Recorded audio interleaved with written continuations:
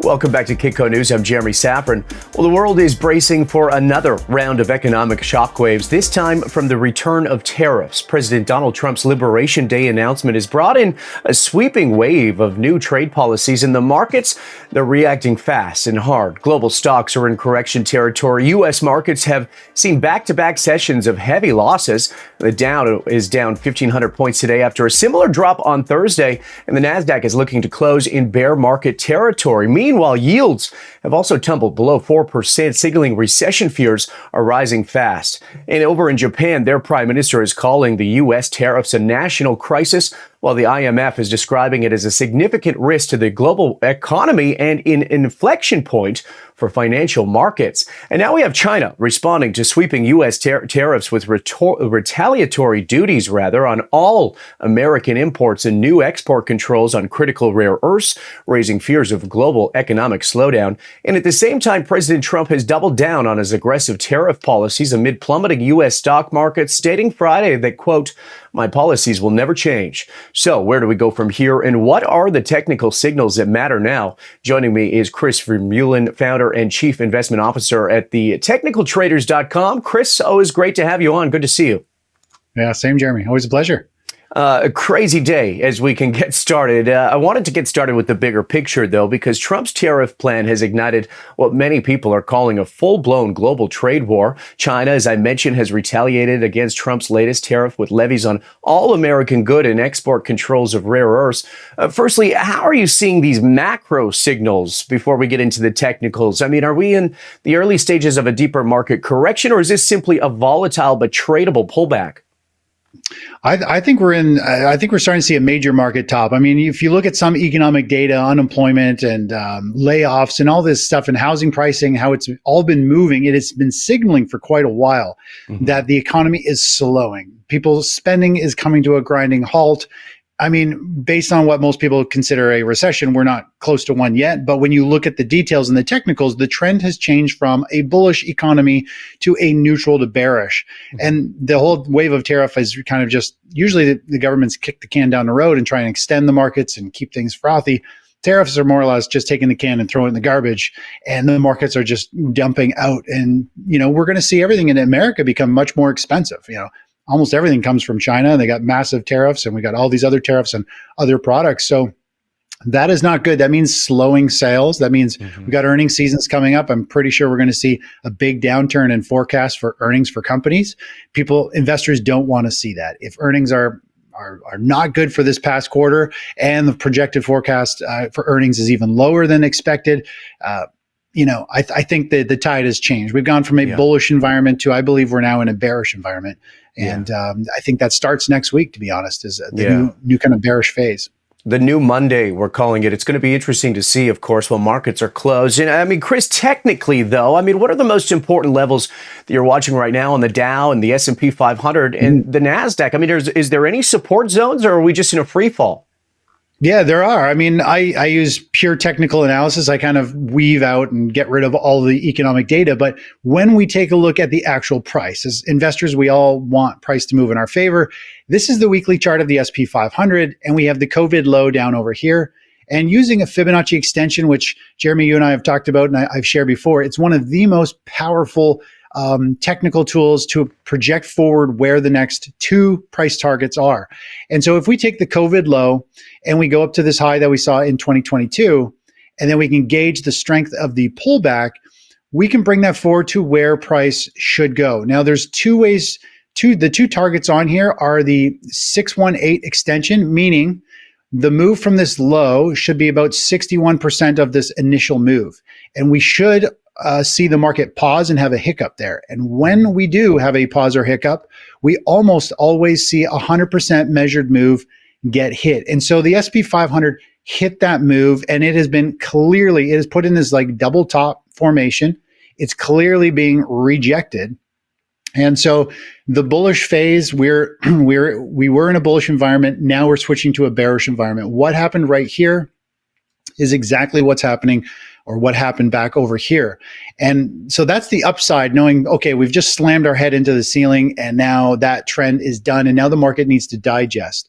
So if we drop down to the daily chart, now we can get an idea of where the price should go over the next few trading sessions. And again, we can use Fibonacci extension to the downside. We take the high, we take the recent move to the downside and the strength of this bounce, and we carry that forward.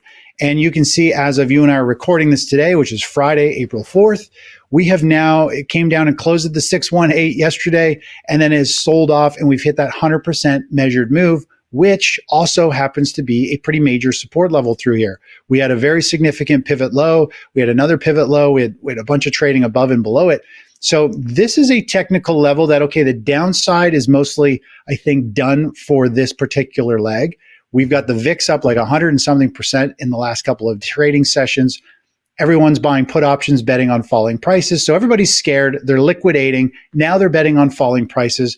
And they tend to do that always right near a major technical market bottom. And I believe we're probably going to start to see this market have a pretty sharp bounce. I don't think it's a rally in terms of going to new all-time highs. I think it's a bear market bounce. And eventually, I think we're going to go a whole lot lower. And so this is the bias. The NASDAQ is pretty much the same. And the Magnificent Seven are in a bearish environment as well. And today, as we're hitting this technical level on the SP 500, we're seeing the Microsoft and Google. The intraday charts to me are showing signs that there's big buying going on. And I think we're starting to see the Magnificent Seven starting to be accumulated from people trying to pick a bottom and seeing it as an opportunity to buy at a good price because they're bullish long term.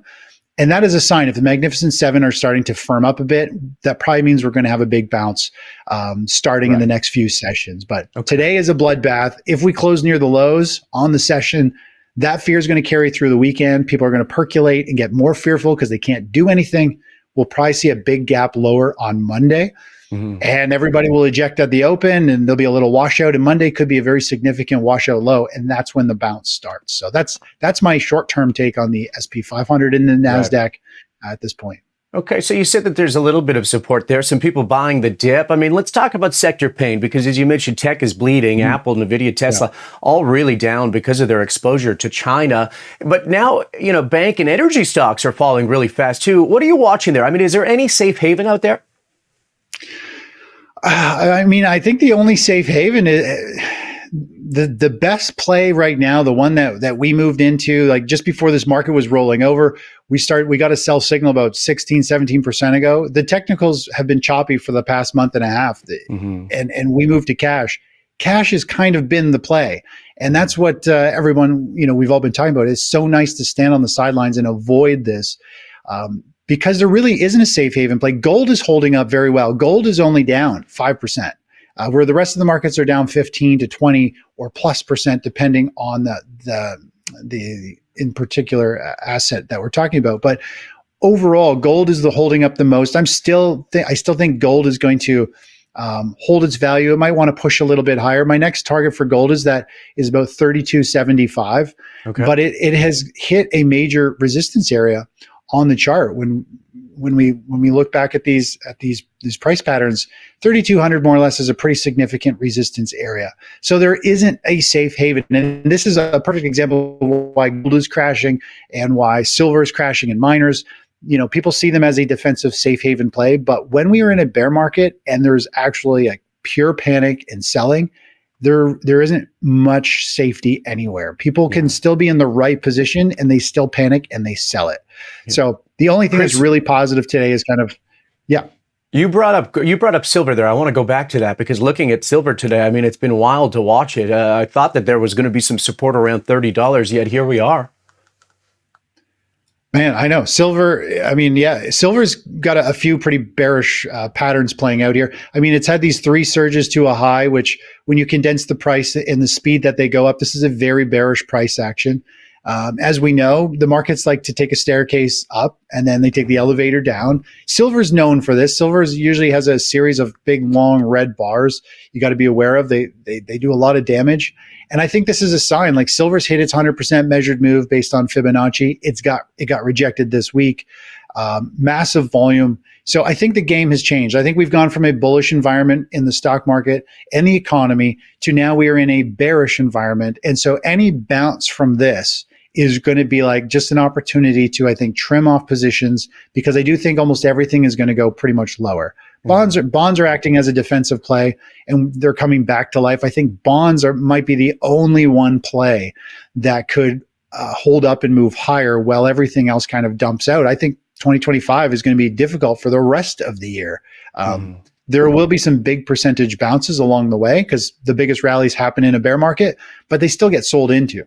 And so it's going to be a volatile ride. And it doesn't matter which asset you hold. But silver is down, oversold at support.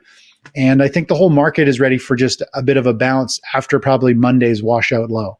Right. It's funny. I think you must have got the same memo as Warren Buffett there. You're all cash, huh? That's your play? Yeah. I mean, when there isn't a signal, we don't want to gamble. You don't want to gamble your life savings. If there's not a clear signal, just stand aside and collect interest. It's pretty easy. Let's go back to the macro front for a second, because we also got these strong job numbers. I mean, we had 228,000 back in March, but the unemployment rate kind of ticked up slightly. We know that this isn't reliable data because obviously it gets revised later down the line. But can you comment on the latest number? And more importantly, I mean, does it even matter now? Or, I mean, are the markets completely focused on trade war narrative?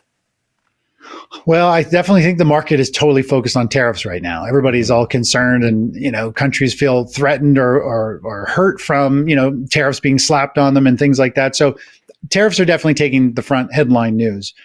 But economic data, I think, is important. I think unemployment rate has been rising. It's had a series of little bull flags. When you look at it from a big picture, it's pointing to much higher unemployment rate in the very near future. And I think this is one thing we've been waiting for. And I've been talking about this with the crude oil chart. Oil has been holding up above $65 a barrel. I said, if oil clearly breaks below $65 a barrel, that is a sign, I think, that we're going into like a global recession. And I said there'll probably be some type of economic news that changes the pivot, that pivots the market. And we've seen that. Now we got tariffs. We're probably going to see sales slow down, which means earnings slow down, which means investors sell stocks because the PE ratios won't be as good. And so all these things are coming about. So I think unemployment will creep up, and the macro picture to me is very bearish.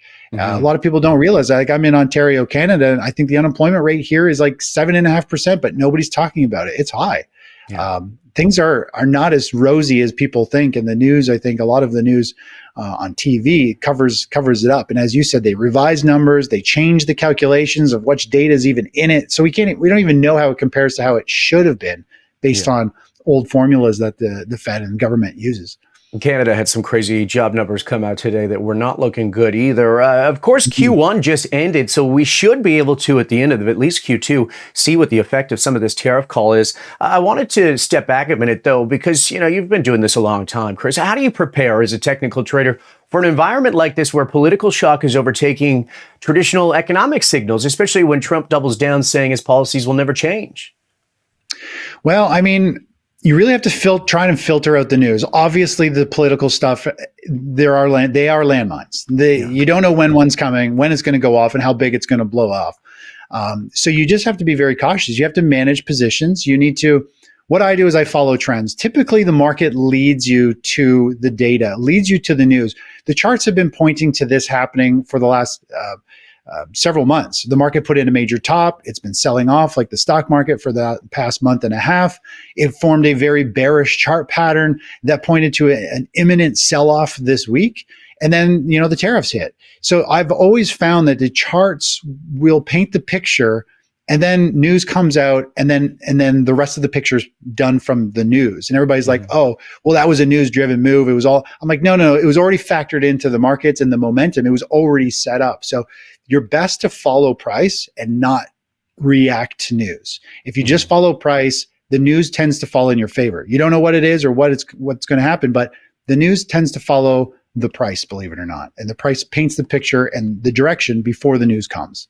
Right. Yeah. And it moves very quick, as we know in these times. Speaking of which, we got to talk about the Fed, because I was watching Jay Powell all morning. He was speaking at the Society for Advancing Business Editing and Writing annual conference.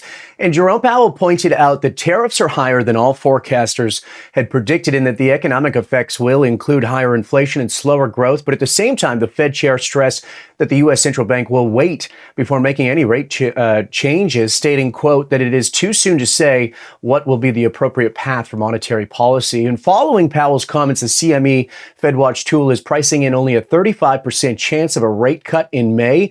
And overall, investors obviously are expecting 4 rate cuts this year, with the first one kicking off in just the summer months. First, I want to get your reaction on Powell's comments in this very volatile time. But how do you see them responding to the tariffs? Do you see a rate cut coming? I don't know. I mean, inflation wants to linger around. I mean, if they cut rates, it's gonna hurt. Inflation's gonna hurt people more. I think the Fed is standing back. I think they're going to see this shock that's hitting the market right now, and they're like, "Whoa, this is way too much. Let's not throw another, something into the fire. Let's just let things simmer a bit and not look like we're reactive and that we're in control, and then we'll do something." Well, so I think they're just like, the market is a mess. It's haywire. Let's not poke it anymore right now. Yeah. And I think they're going to do something. I don't think they're going to drop rates very fast. If inflation is here to stay and we're going to see things, I think we're going to have to still see more pain in the stock market for Main Street. I mean, yeah, it's been a big down move, but really in the grand scheme of things, I think there's a lot more downside. I think we have to kind of hit more so financial crisis level, down maybe 25, 30%. And this needs to drag out for a little while, and earnings need to slow down. Then we'll probably see the Fed say, okay, these companies need a break. The sales are down. We got to cut the interest rates so that their borrowing costs drop and they don't have, all this overhead. So I don't think rates are going down anytime soon, which I do think they eventually will go down, but I do think we need more time. And I think the Fed's right. I think they need to hold off a little bit, save a bunch of those cuts to try to support the market later, and let the noise get shaken out from the tariffs right now. Hey, the financial crisis. I mean, you just talked about the financial crisis. And I mean, before I let you go, when we look at this at the longer term, I mean, how would you describe the moment in time? Because Japan's prime minister is calling it a national crisis as Tokyo suffers its worst 5-day run since COVID. Europe is pledging a huge response here. I mean, are we watching a geopolitical unraveling, or are we looking at a global trade reset? And, what does that mean? I think it's a global reset. I think we're coming into when I say financial reset, I mean, I don't just mean in America. I think it's a global reset. I think that's why gold is done so well. I think people all around the world are nervous. People who have wealth want to move it into something that is somewhat stable and is outside of the financial system, because I think we're going to have a financial crisis. And so they moved to physical gold and silver. And that's why, gold is holding up so well, because, you're not going to lose 10% a day in gold. You can lose it in silver, but investors are savvy. They want to, if they have large wealth, they move it to something that is as stable as they can, that might not be wrapped up in stocks and the financial system and banking and all that stuff. So I think we are going into a crisis. I think, the market, the PE ratios are still way out of whack. Just because prices have dropped doesn't mean they're actually cheap. All people are doing who are still holding are just giving back gains that they've made over the years from what I think are overpriced stocks. And a reset is normal. A reset is an opportunity. The question is, are you going to avoid it? Can you benefit from it? Or are you going to ride it down? And most people don't know what to do. That's the whole reason why I try and share what I do, which is how to avoid these and understand when we're in a bullish environment or a bearish environment. There's times to be greedy and own stocks and ride a bull market up. And there's times when you really preserve capital and you have to protect. You never know which pullback is going to turn into the one that crushes your account, changes your projection on lifestyle. So that's what we need to be aware of, and always protect your capital by, if the trend turns down, just move to cash or something else. Could be the dollar index. Dollar's oversold. It's been beat up with tariffs. It's starting to come to life as you and I are talking today. I think when chaos hits, we tend to see the US dollar index do very well. And it just hit a major support level. The stock market just hit a major resistance level. Everything is hitting Fibonacci targets. So the market is actually playing out from a technical standpoint pretty crystal clear. And I track it every day and every week with followers and subscribers. And none of this is a huge shock to us. We've already been positioned. We're expecting it. We're waiting for a bounce, and then we'll be looking to play the downside on the next leg with an inverse ETF or potentially a different asset class. Could be the dollar, could be bonds. I don't know. It depends on how things move and when that trigger happens. Yeah, good work. Okay, well, keep calm, carry on. Appreciate it. Chris Vermeulen, from the Technical Traders, joining us. Great to see you, my friend. Have a great weekend, and hopefully all goes well on Monday. Appreciate it. Take care. Thanks, Chris. I'm Jeremy Szafron. Thank you for watching. We'll continue to have and watch the markets here, and in the meantime, give us a like, subscribe, and tap the bell so you're the first to catch the next big move. More at Kitco.com. See you next time.